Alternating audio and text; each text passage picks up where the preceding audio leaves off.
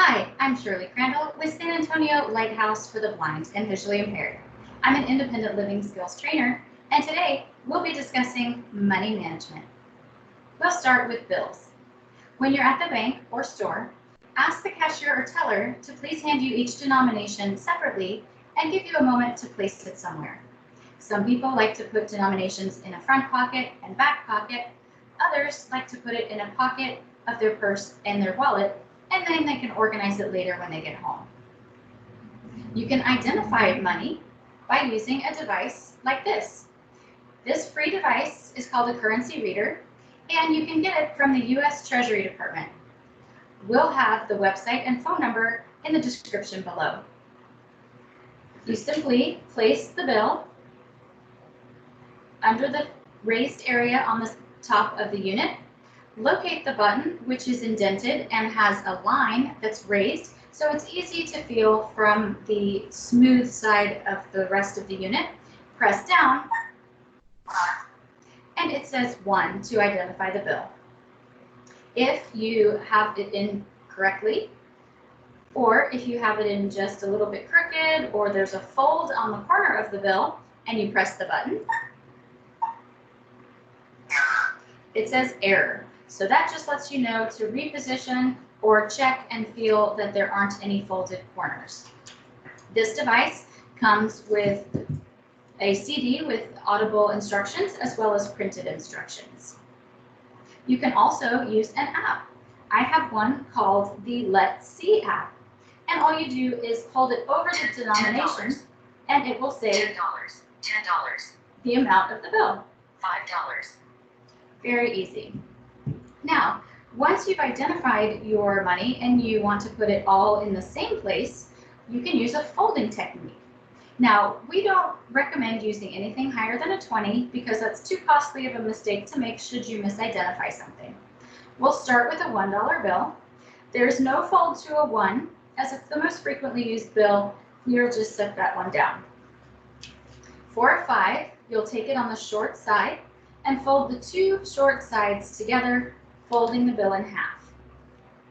For a 10, you'll do that same fold initially, short sides together, and then you'll fold it one more time in half.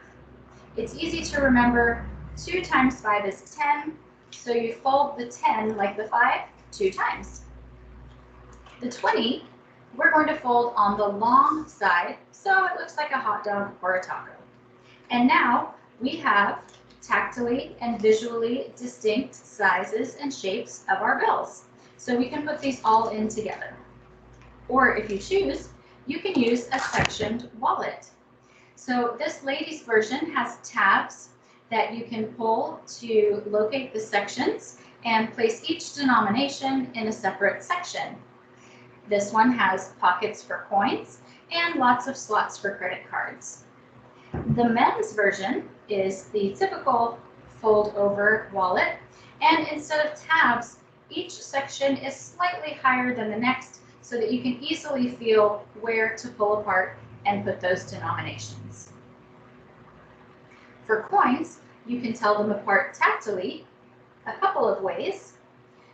The quarter, the half dollar, and the dime all have ridged sides. So if you run your fingernail around those coins, you'll feel the ridging, which will help you differentiate from the nickel and the penny, which have smooth sides. Also, if you have some remaining vision, the color difference between the penny and the nickels, dimes, quarters, and half dollars will help you to tell the penny apart. The nickel is the thickest coin. With regard to managing a checkbook, you can call your bank or whomever you order your checks from and ask if they do large print checks. Most companies will accommodate that. Or you can purchase a check guide. Catalogs like Maxi Aids and LS&S have these and many more products, and we'll link their websites and phone numbers below.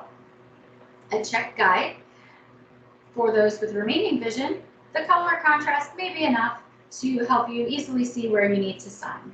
As the areas are cut out, you can also tactily feel where you need to sign. So if you didn't have any remaining vision, you would know the small box at the top is the date, the two lines and the amount lines, and then the signature. You'll notice there is no notes cut out in this particular model. Some do have them, so if you want to look for that, make sure that that's in the description of the item that you purchased. For the check register, there are large print registers that have bolder, bigger headings for the columns, and it's larger so you can print more largely to more easily read back what you've written. If you're in San Antonio or the surrounding areas, we can provide some of these items free of charge if you're part of our program. All you need to do is give us a call or check out our website. We'll have those links for you below as well. We hope you found some interesting and helpful tips today. And also, you can follow our Facebook group at SA Lighthouse Adults and Seniors Programs.